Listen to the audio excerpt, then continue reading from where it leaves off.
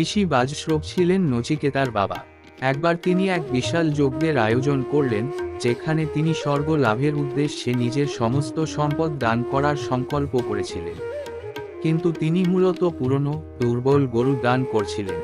ছোট ছেলে নচিকেতা এই ভুল আচরণ দেখে বাবাকে প্রশ্ন করলেন, তুমি আমাকে কার কাছে দান করবে? বারবার প্রশ্ন করার ফলে বাবা ক্রুদ্ধ হয়ে বললেন, তোমাকে আমি যমের কাছে দান করলাম।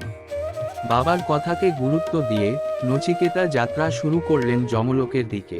যমের দরজায় পৌঁছে দেখলেন যম তখন বাড়িতে নেই।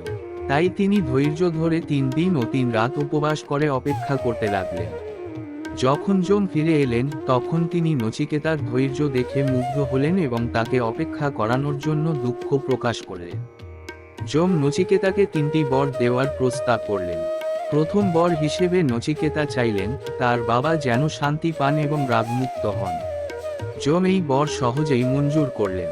দ্বিতীয় বর হিসেবে নচিকেতা জানতে চাইলেন সেই পবিত্র অগ্নিযজ্ঞের গোপন রহস্য, যা স্বর্গের পথ দেখায়। যম তাকে যজ্ঞের সমস্ত প্রক্রিয়া শেখালেন।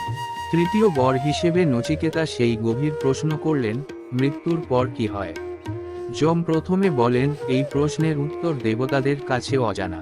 কিন্তু নচিকেতার একাগ্রতা দেখে তিনি রাজি হলেন। যম নচিকেতাকে জানালেন আত্মা চিরন্তন এবং অজেয়। নিজেকে জানার মাধ্যমেই মুক্তি বা মোক্ষ লাভ সম্ভব।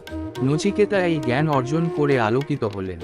যমের আশীর্বাদ নিয়ে নচিকেতা তার বাবার কাছে ফিরে এলেন। তিনি শুধু তার বর পূর্ণ করলেন না, এক জ্ঞানী ও আত্মজ্ঞ ব্যক্তিকে পরিণত হলেন।